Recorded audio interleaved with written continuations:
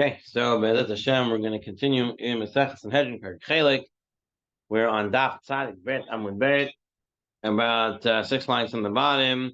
Tan Rabbono Shisha Nisim Nasu B'Oisa Hayom. So in the Hebrew, it's on the that's in the Hebrew and the English. We're on 92 B3, and we're getting into the story of Hananiah, Mishael, Azariah, and how they were thrown into the furnace for their refusal to bow down to a statue that Nebuchadnezzar built. So before we get into the whole topic, so there's the statue that he built. We got to get some background over here about this statue slash idol. Was it a statue?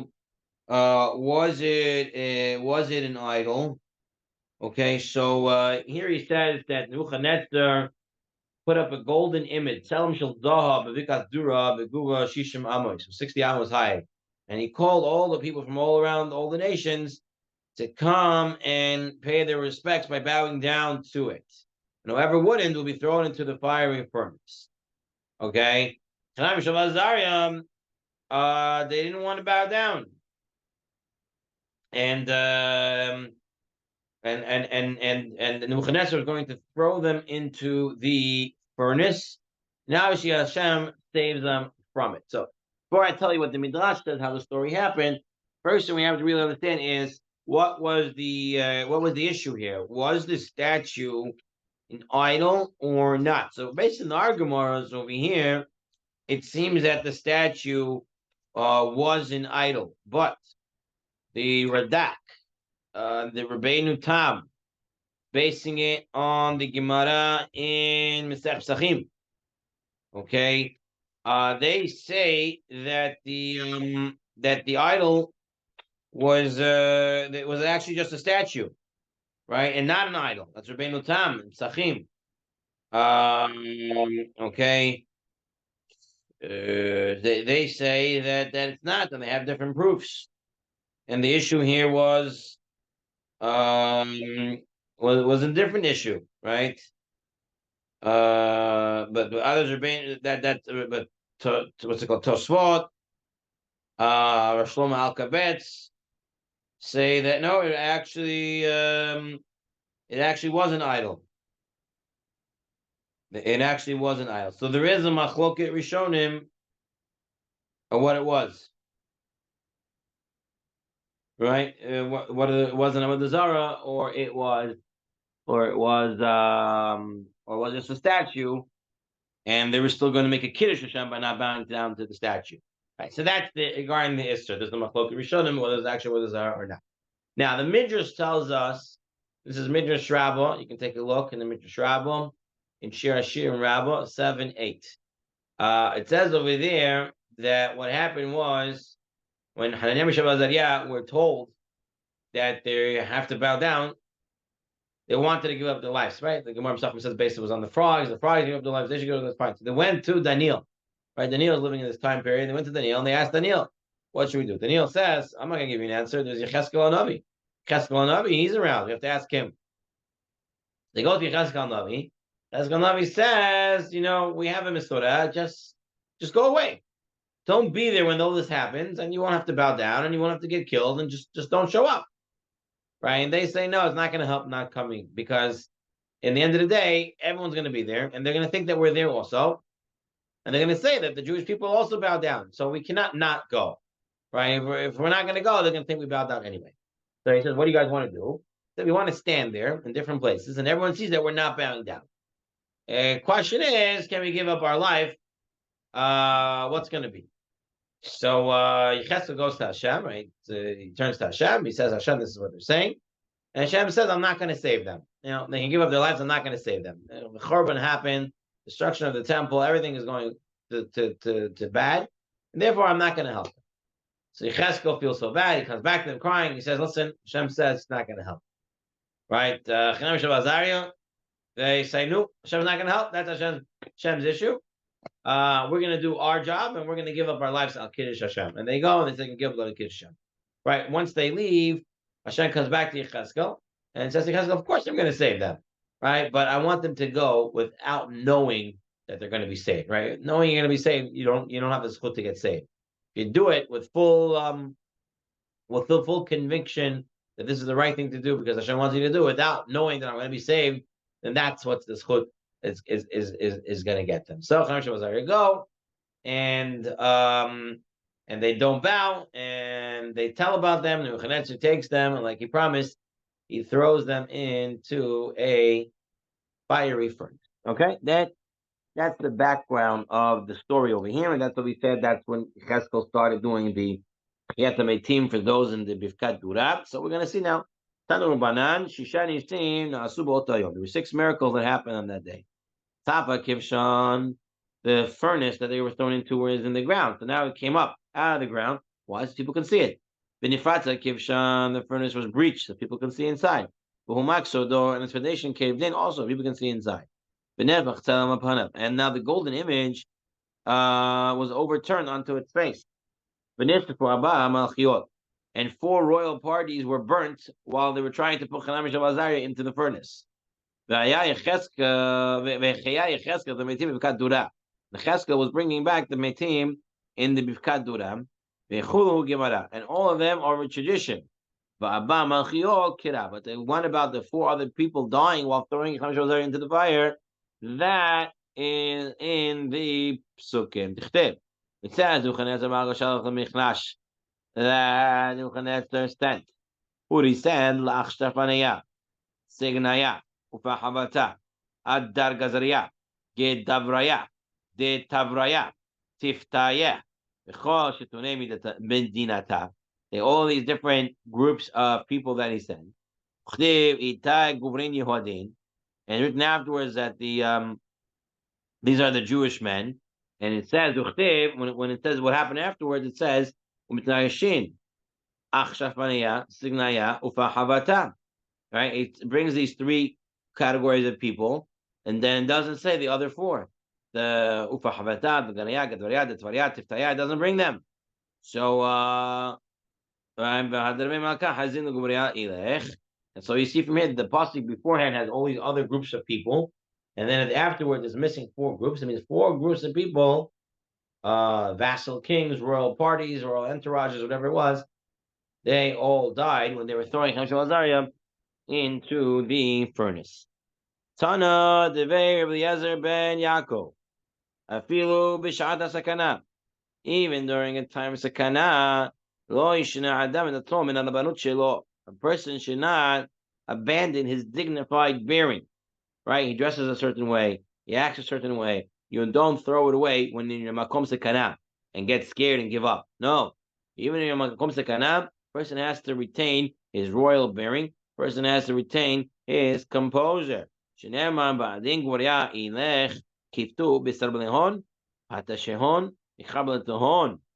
these men were bound in their cloaks, their pants, and their robes.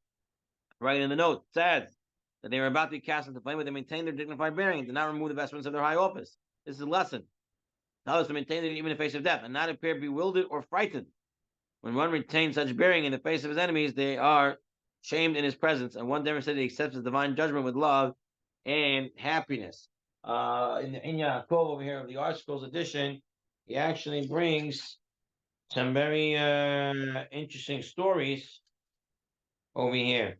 Shimon Schwab, when he was a young Rav in Germany, in Ichhausen, Germany, he was accused of defaming Hitler in one of his sermons. This is 1936. And he was in constant danger of being arrested by the Nazis, and who knows, even being killed right away. Until he was exonerated of the charges for over 2 months, he went to sleep in his rabbinical garb and never went into his pajamas. And he said, because if they come in the middle of the night and take me out and hang me in the gallows, I'm not going to be hung in my in my pajamas. I'm going to be in my rabbinic garb. Right? You have to keep your bearing. You have to keep your clothing. You have to keep your and the meiri, right? Not limited to wearing dignified clothing. The Jews also enjoined to ensure, even trying, that his facial expression and general demeanor speak a sense of calm and purpose. Right? When the Meshgiach of the Slobodki Yeshiva was running away from the Nazis, he ran away in his in his rabbinic garb, and he was walking normally. He was running away from them, trying to get out, but he was walking normally. So one of his students said, Rabbi Khan, like this is the way to behave when you're leaving. He said, what can I do? The Gemara says that a field with b'shas sakana, right? You don't lose your dignified bearing. So too over here. I'll end up with this topic with another idea. Is that there was once a great tzaddik, great chacham, and he had a lot of children, and he raised them very calmly. And the children say that there's only one time they remembered that their father became very upset with them, right? And he kind of gave them a big talk. And they said, what was the time? There was a time when a stray cat, got into the house. Some of the younger kids started acting crazy and started losing their composure. And the father said at that time, he said, I don't know why you guys are acting all crazy, right? Hashem's in charge. And a person has to be cool, calm, and collected. Otherwise, how are you going to deal with the situation, right? There's no reason for a person to get all lost and like that. Okay, so that's what it says over here. Rabbi Yochanan said, Gedolim tzadikim yoter melchei hasharet, that the tzadikim are greater than angels. Shenemar Anava Amar, ha'anach hazeh guvrin arba'a sherim mehalchin. I see 4 people walking. V'chaver lo eteh bahon, and there's no wound upon them, right? They're not getting burned. And the one on the back of them, the 4th one, he looks like an angel. So here you have Chanan Mishav Azariah walking in the furnace in front of the angel. Says the Gemara, we see that men are greater than angels. Okay, again, the Rishonim, the Geonim deal with this.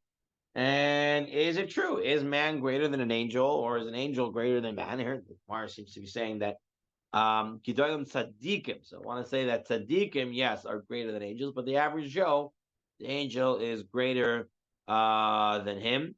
Ibn Ezra wants to say that angels are always greater. The Geonim and others want to say that man is greater. Man definitely has a potential to be great, right? And perhaps that's greatness. That's his greatness that the angels don't have. But like our Gemara said, tzaddikim are greater than angels. Most times, angels are greater than men. Okay. Omar Rebbe Tanchum Bar Chanilai. When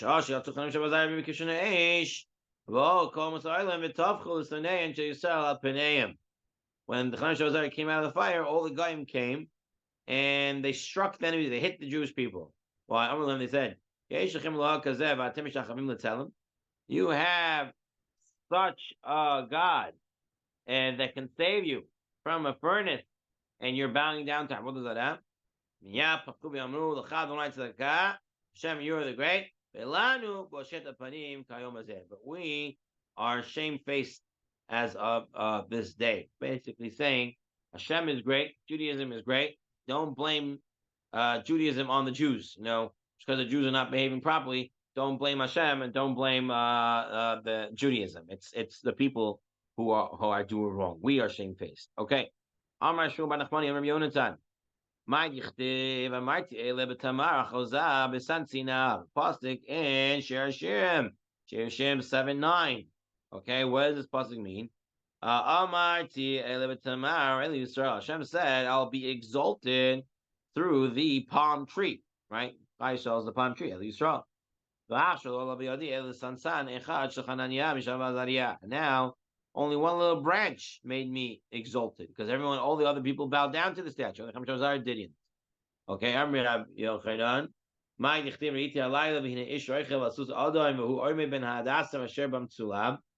saw in the night, and behold, the man was riding on a red horse, and he was standing among the hadassim that were in a pool. Okay, what does it mean he saw the night? When Hashem saw all the people bowing down, he wanted to turn the whole world into nothing, into nighttime again, because they bowed down to the idol.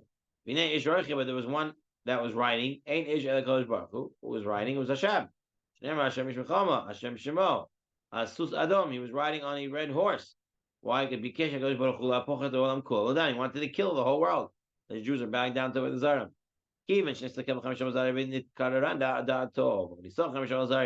That they were willing to give up their life and not bow down, Hashem was appeased and he refrained from destroying the world. And he stand between the hadassim that was in the Mitzulah. Now, They not the simil tzadikim. And hadassim are tzadikim, right? Just like a hadas has 3 leaves in each row. Hananiah, Mishael, Azariah. Okay, so how do we know that a hadass is tzadikim? Shnema v'hi omenet hadasa, and Mordechai raised hadasa. Hadasa was a tzadikim. Then mitzvah el Bavel. The word mitzvah is nothing more than Bavel. Shnema omer letzula horaviv and horatayich ovish. Miyad milim roges. Immediately, those full of anger, which become colored and red, they became white, as the pasuk continues and says, the red and colored, they became white. So the pasuk continues that they became white. After Hashem it became white, that He forgave them. Right, white is forgiveness.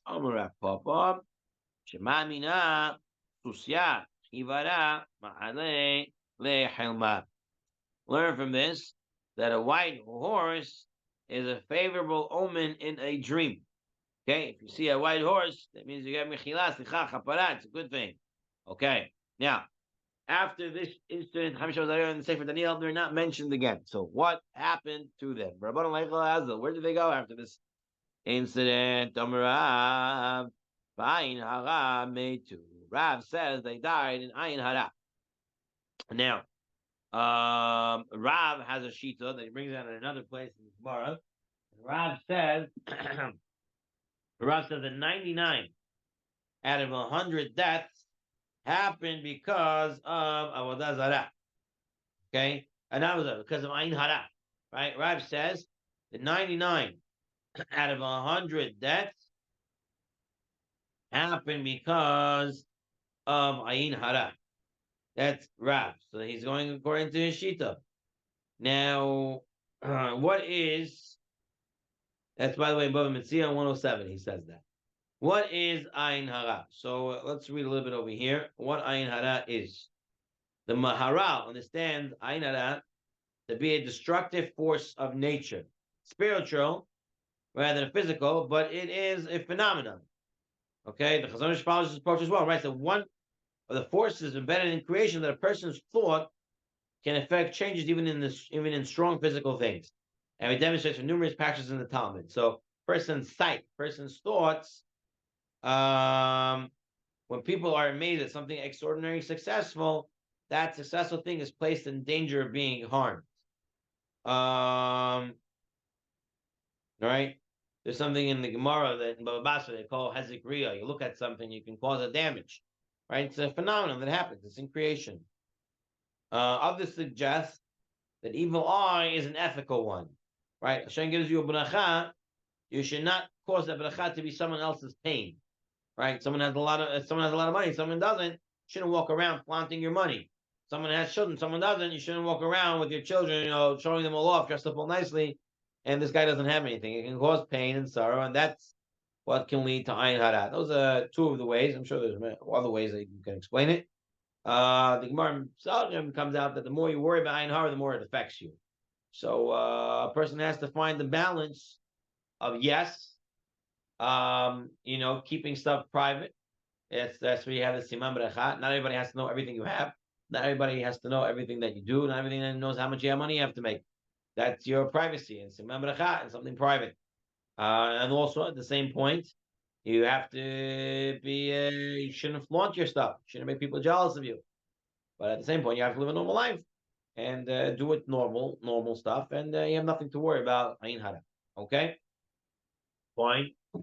Another opinion. Shmuel Amar Baruch Tabu. Shmuel says they died in the embarrassment of the spit. People were spitting on them, and they died from that embarrassment. Rabbi Yochanan Amar. Yochanan says, "Alu Eretz Yisrael." They went up to Eretz Yisrael and asu nashim, and they got married to ladies. V'holidu banim uvanot, and they got married and they had children. Ketanai, like a machloka tanaim that we have. Rabbi Eliezer Omer b'ayin hara metu. Then says they died with ayin hara. Yeshua Omer barok tapu. They died because of the spit. Chachamim omrim alu Eretz Yisrael nasu nashim v'holidu banim uvanot. They went to Israel and they married sons and daughters. Shneimar Shemana Yeshua Koyin Agadol Ata V'Echa Yeshua V'Echa Ki Anshe Mofed Hema. They are the men of miracles, right? The pasuk says the Yeshua Koyin Agadol was with, Who are these men of miracles that Yeshua Kohen Gadol, who's in Eretz Yisrael, is next to? This Azariah, they were in the presence of Yeshua Kohen Gadol because they went to Eretz Yisrael after this situation of being thrown into the fiery furnace. Now, Sanhedrin Hashim, they see a big lesson in this. They see a big lesson that basically, according to Chaim Ephraim Zaychik, he says that the reason they had to move away is because constant praise for past accomplishments will perhaps give them the feeling they had reached their pinnacle, and this might cause them to lose their drive to attain further spiritual achievements. Okay, person's lease in life is dependent on his constant involvement in attaining spiritual goals. Right, there was a tzaddik, Rabbi Yisrael Hopstein, Maggid of Koznitz, was born very frail and sick, but he lived a very long life. And they asked him how he did that, and he said, because every time I had one goal, I finished it. I had another goal right after, meaning I lived my life goal oriented. Therefore, I always had what else to do. When people who feel like they accomplished, they don't have what else to do. Their life ends. You have to have another goal. So Chaim Azariah avoided the situation of living in their past accomplishments, right? They do the new goal by going to learn in Eretz Yisrael, live in Eretz Yisrael. And others say that the more is that miracles are once in a lifetime heroic moments. But the true hero of Judaism is somebody who every single day raises his family in a Jewish home, caring for his wife and his children. Although they're ordinary challenges, they are tamid challenges. They're always. And that is the greater challenge in this one-time miracle that they were saved from. So that's why they went up and married and got families based on those understandings. You cannot live in the past. You have to have a goal. And that is the greatest challenge and the greatest nace is to raise a family properly. Okay? All right. Now the Gemara's question is, we know Daniel is living at this time. So why is Daniel not involved in this situation here? Why is he not being forced to bow down to this statue/idol? Where did Daniel go? Rav said he was sent by Nebuchadnezzar to dig a great river. That Shmuel says that he was busy importing aspasta. Steinzel says this is the alfalfa seed. Okay, he went to import them. And Yochanan said he was sent to import Alexandrian pigs. Okay, ain't is it true that you can take an Alexandrian pig? There's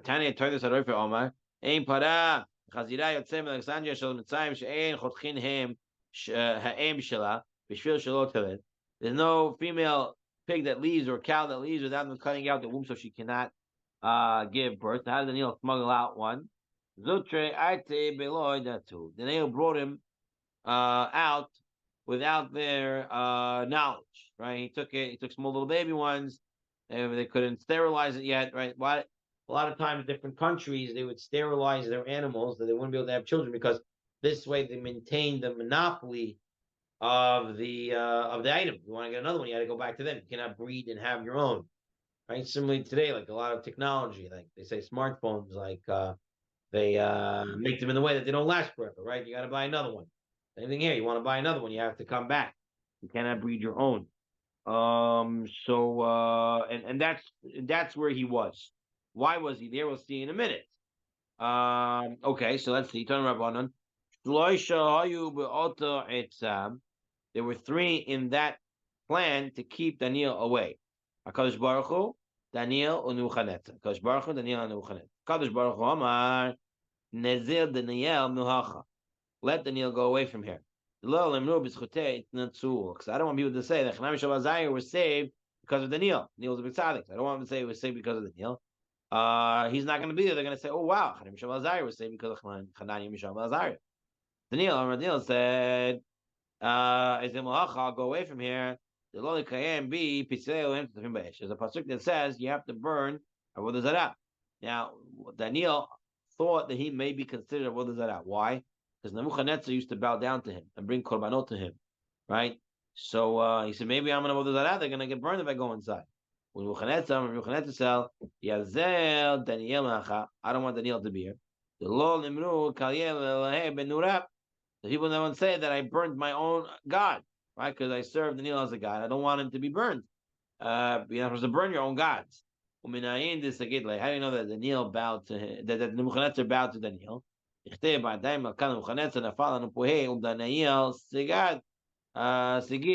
Then Nebuchadnezzar fell upon his face and he bowed before Daniel and treated him as a deity. Okay. Right. So lesson from here that I see, at least from here, is that sometimes you're not supposed to be in a certain place. It's okay to make yourself busy. Oh, I couldn't go there because I was busy with X, Y, and Z. Right? Get busy with something or another and not be in the place that you shouldn't be in. Okay? It's okay. Sometimes you have to know how to do it. Right? Hashem said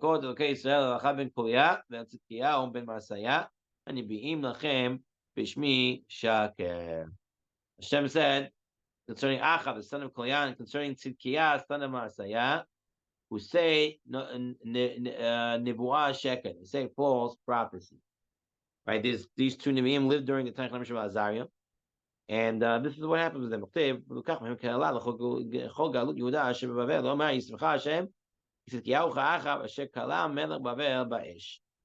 would be so cursed and so destroyed that people would say, when they get upset with someone, they would say, you should, Hashem should make by you like Achav and Tzidkiyahu, that Hashem was kalim them.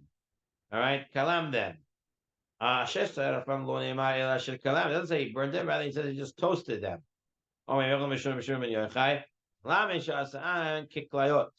He toasted them like grain.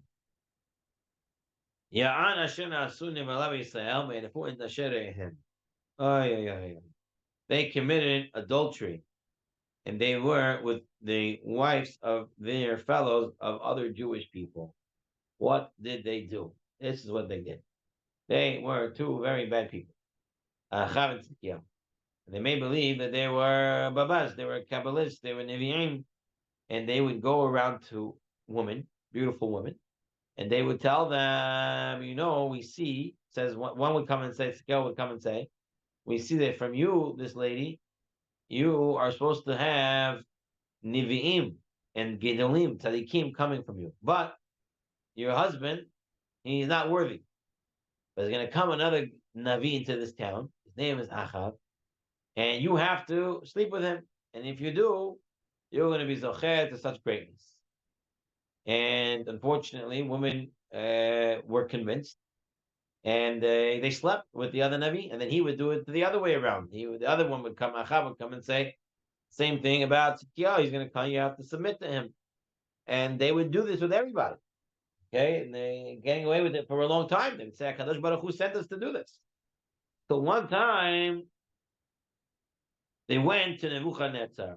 Nebuchadnezzar's daughter, according to Gemara, according to the Midrash, it was Nebuchadnezzar's wife. Otherwise, anyway, it was a relative of Nebuchadnezzar, close relative, daughter or wife. My Abu, what did they do? They went to the daughter of Nebuchadnezzar. Achav came and said, Hashem said, my friend, the Navi comes, you have to sleep with him. Tzidkiyahu said, when Achav comes, you have to sleep with him. So she went and she told her father, these rabbis are coming, and they're telling me that I have to sleep with them. Each one has to sleep with the other.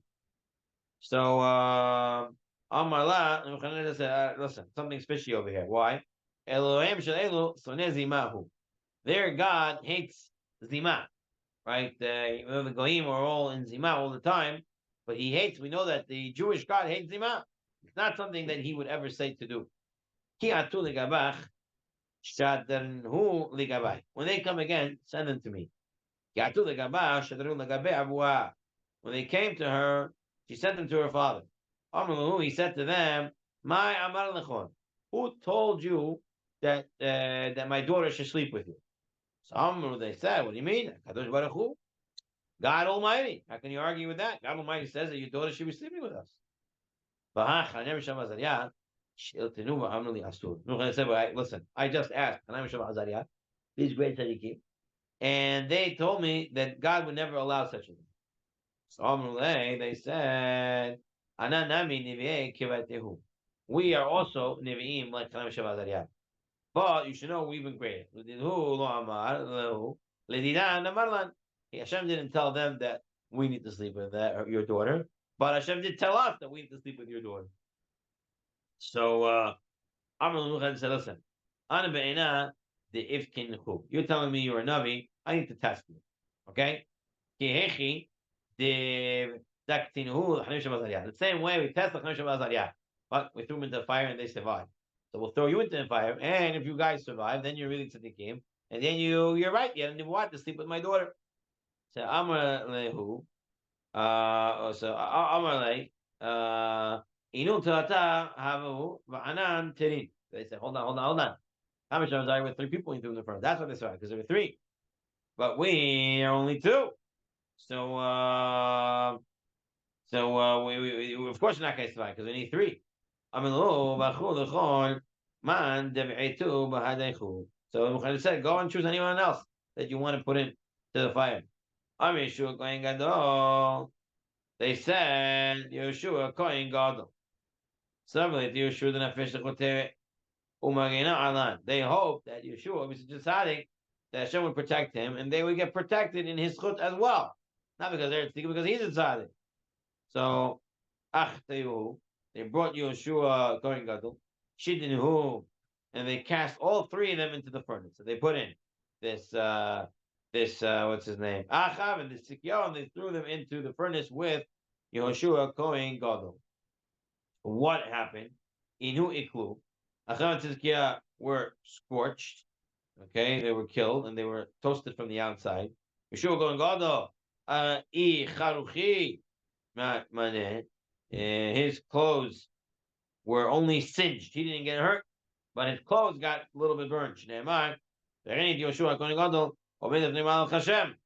Uktiv Yom Hashem L'Satan, Yigar Hashem Becha. Halo Zeh Od Mutzal Me'esh.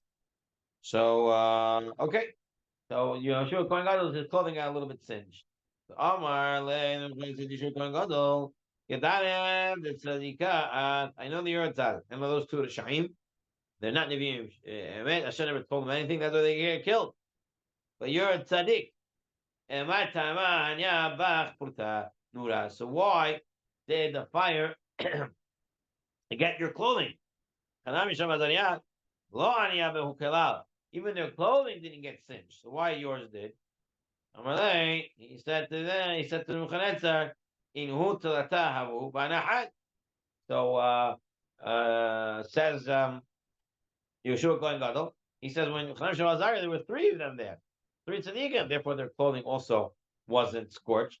But over here, he says I was 1 tzaddik inside with 2 Rishaim. Therefore, I got scorched. So Abraham says, but Abraham was a yachid. Abraham went in and nothing happened to him. So he said, Hatam lo havu Rishaim hadeh. True, Abraham was alone, but Abraham didn't have any Rishaim in there. And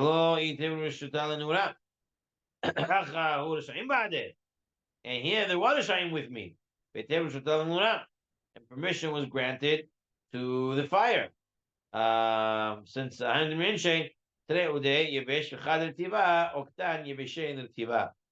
that 2 dry ones will ignite the wet one. You have 2 dry kernels and you have one wet one. You start a fire on the dry one.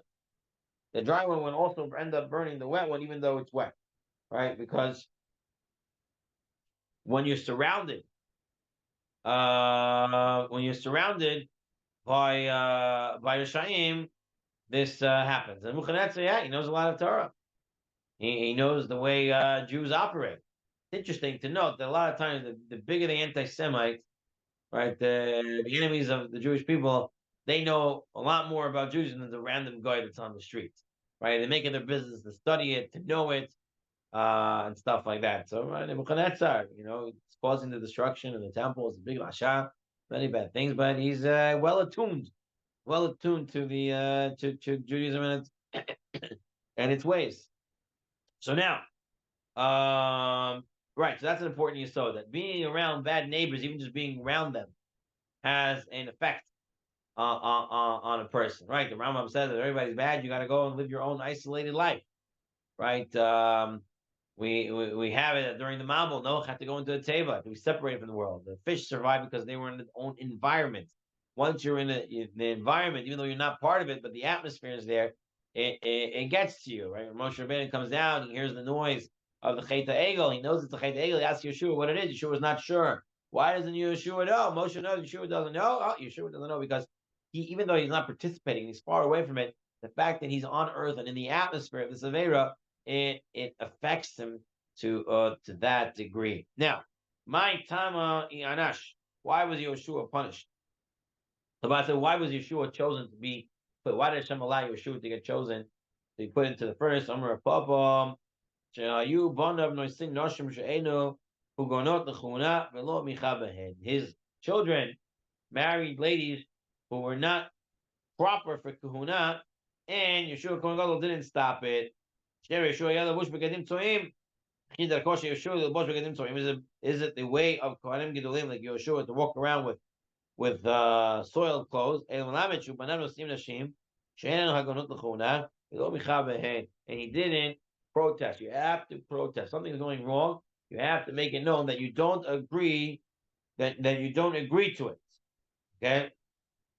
That you don't agree to it. That's a very important idea. Yeah. Publicly. In the right place and time, yes.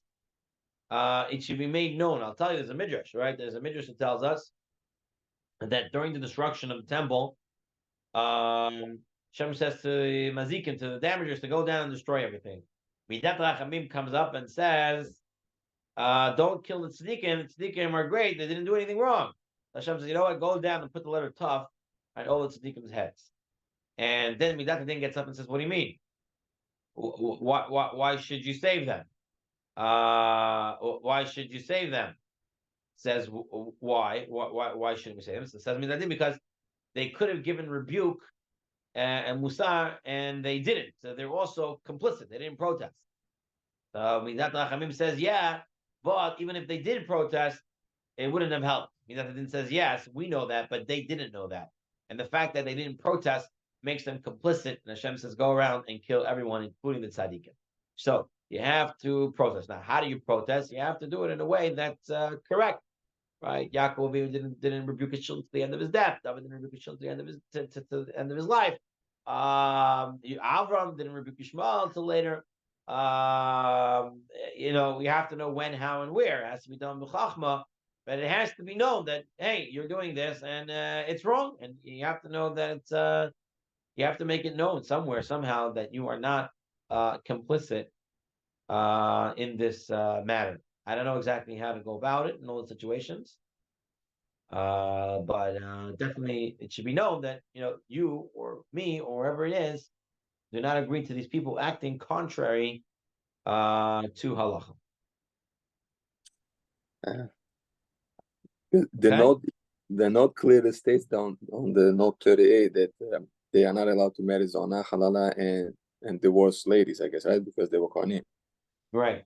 And that's the halacha. I'm sure he pointed that out, at least in the private environment. So it seems to be, the Gemara says, he didn't make any protest at all. He didn't say anything. He didn't say anything. That was his problem. Right, in note 40, a failure to protest against a sin is tantamount in a way to having personally committed it. Right? Shlomo Melech, his wife started building these temples for their gods, and he didn't stop it. He's responsible for that. Right? If he had the power to stop it, which he did, and he did it, he's responsible for it. So you have to know, if you're the one who could give Musar, yeah. If not, then you can't. But it should be known that, I don't agree with this. This is not the right thing to do. Okay. Omer of Tanchum Dorish Barkapara B'Tzipori. My dichtiv, it says, Shesh HaSeorim Ha'ela Natan Li. Ruth comes back from her visit to Boaz and tells Naomi that he gave me 6 barleys. My shesh haseorim. What is the 6 barleys? Was it really just 6 pieces of barley? Does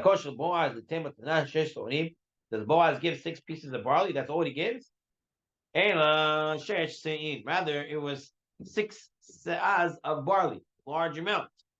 Okay, 144 eggs times 6. Okay, so there's a lot of eggs. It's very heavy. Can Ruth take back, a female take back so much weight? Rather was a remez. What was the remez? That from Ruth would come out 6 descendants. Let's sit mimena. That would be blessed with 6 berachot. And who are these 6 descendants? They have 6 berachot. And David, Umashiach, Daniel, Hananiah, Misham, Azariah. They're all descendants of Ruth. Now, we're all going to look at David today, and then we'll pick up next week with the others. Let's look at David. David dichtiv, again,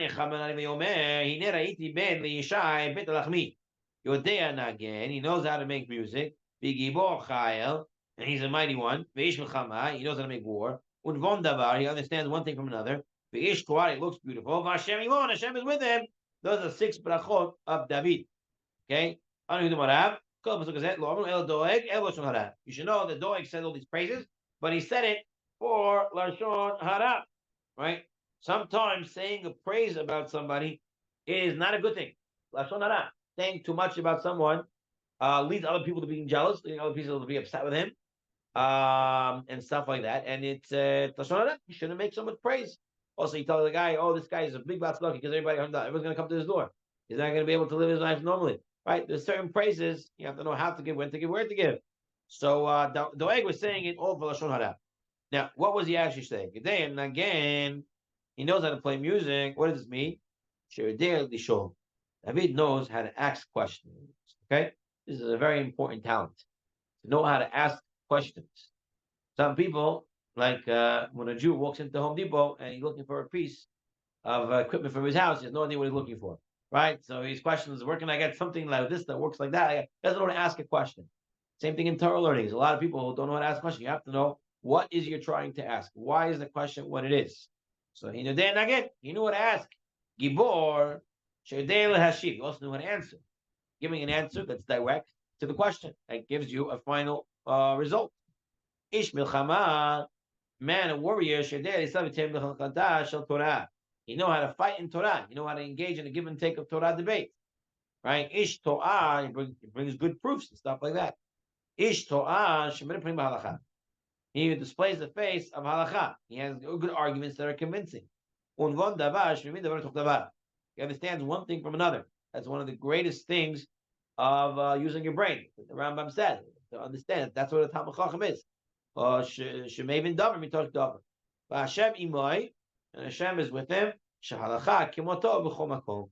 The halacha is like David HaMelech in all the places. Now, up until this last one, the Kula Amar, when he said, "Oh, he knows how to give a drasha, he knows how to ask a question, all these different things."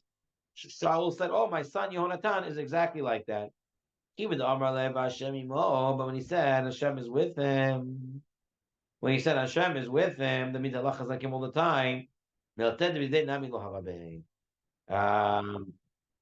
quality the Shaul and definitely his son did not have.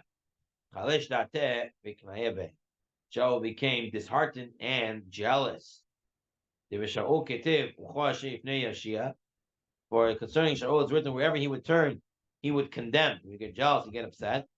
Everywhere he went, he would succeed. Now that pasuk does not exist, says the Marashat. Rather, the pasuk that does exist is like